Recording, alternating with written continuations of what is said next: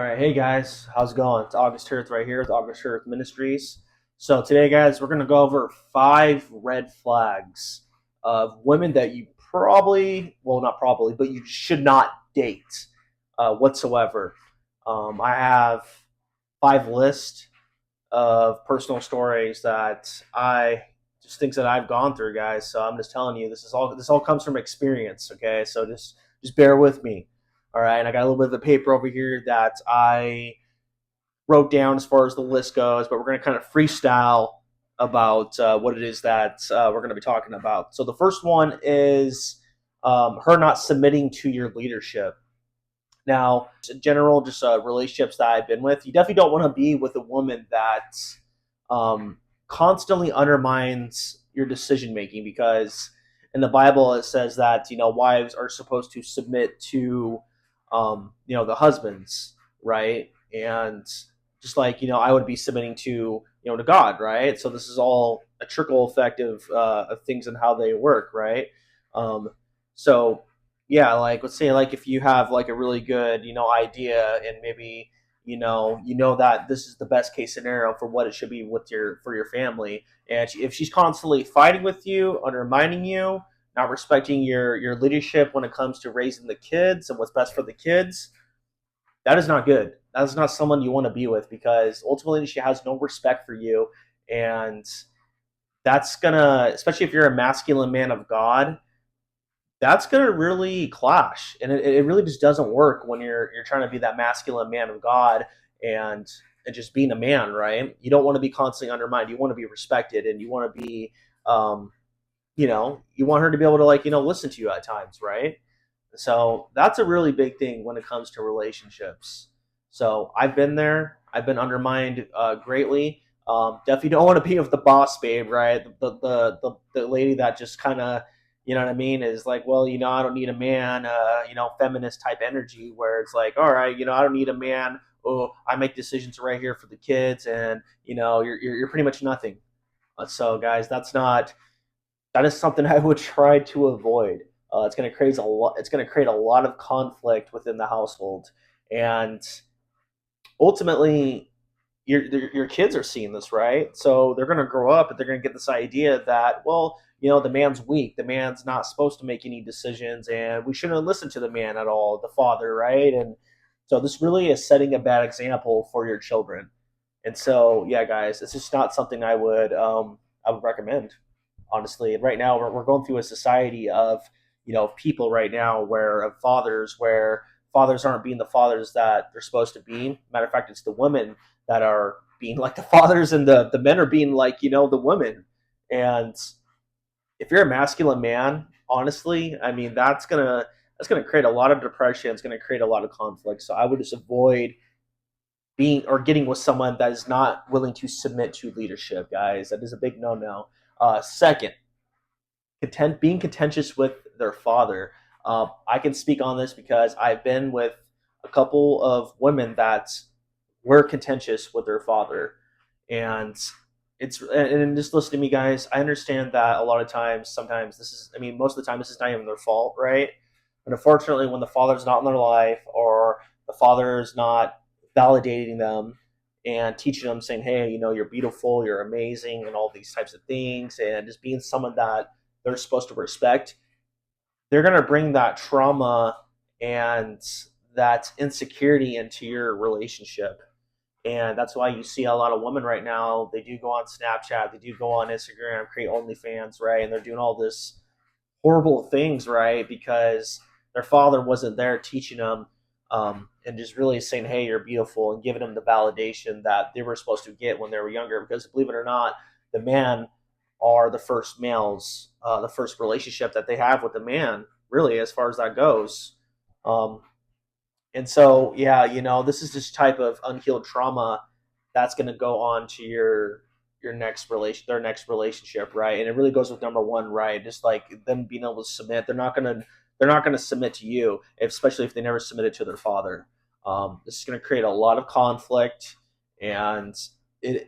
I hate to say it, guys, but it is just something I would honestly avoid, because this comes from a personal experience of things that I've been through. So, yeah, definitely don't want to be with a contentious a woman that's contentious with her father. It's going to create a lot of conflict in the household, right? They're going to have this feminist energy that, hey, I don't need no man to do this and that. And, right, it just, yeah, it just really, it's just not a good thing. Okay. I'll just say that right now. Um, Social media. So, yeah, if a woman is on social media, um, unless it's to contact your family and friends. I mean, I see a lot of women nowadays that are constantly on social media, OnlyFans, Snapchat, Instagram, and unfortunately, like for instance, like if I go on Instagram, when I used to go on Instagram, I would see a lot of women posting half naked pictures, right? And I believe this comes down to is they're really chasing validation from men because they never were getting that validation from their father, right? So this goes from number two, right? This is all these trickle effect problems. Um, yeah, definitely want to get a woman that is not putting her mind into the wrong things and is wanting to serve God, that wants to ultimately, have a relationship with you, right? Definitely don't want a woman scrolling on social media, talking to other guys, and all these things. So this all really comes down to personal experience. So definitely, I would avoid any woman that is just doing this 24/7. Okay, um, yeah, I definitely I wouldn't recommend it at all. So number four, so she supports you when you fall down in life or when you go through struggles. I think this is really important because um, us as men, especially me, I we have so much weight on our shoulders as far as being the providers, being the ones that are going to go on the battlefield and take the shots and pretty much lay our lives down for our family, right? So there's a huge responsibility within that. And so sometimes when we're on the battlefield, life, right, and we're getting shots thrown at us, it's good to have a woman that is behind you and is pretty much, what I mean, cheering you on and encouraging you, because behind a strong man, right, is a stronger woman. And so I truly believe that. And so you don't want a woman that is constantly undermining you, your efforts, and not really respecting what it is that you're trying to do, right? Because as long as you obviously in life, whether it's finances, if we fail or whatever it is, we just get right back up, right? And we just keep on marching forward.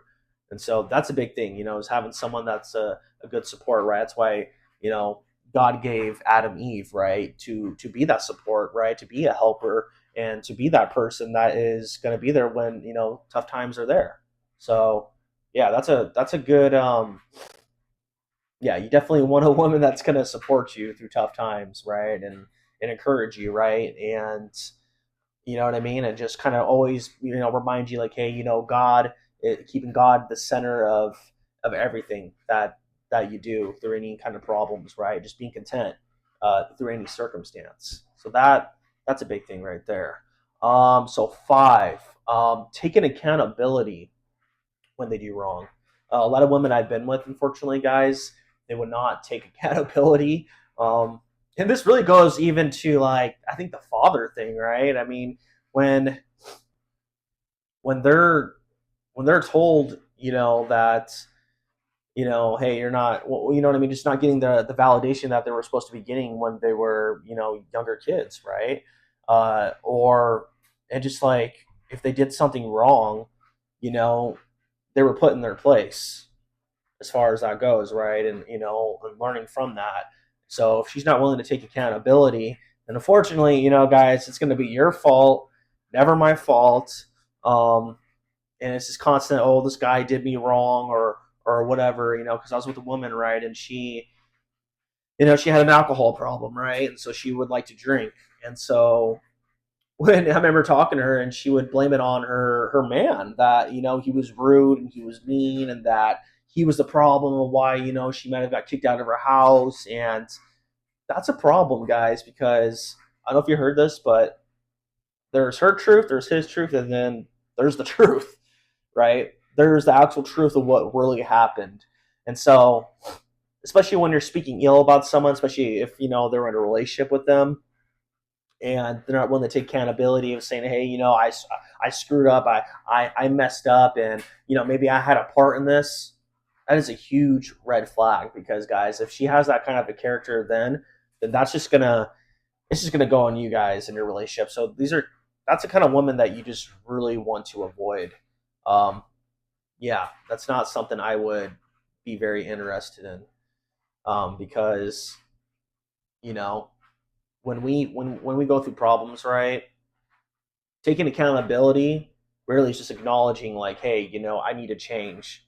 And so when women don't take accountability, they don't feel like they need to change their behavior and what it is that they're doing. And so if they're not willing to change, guys, then pretty much that it's just going to be constant conflict, and nothing's going to ever change with her behavior, right? And when we go through problems with our women, we want to be solution seekers, problem solvers, right? We want to be able to figure out the problem. All right, you share your story. I'll talk about how maybe I did wrong and maybe how I could have talked better or maybe how I could have led better, right? And done things more better, right?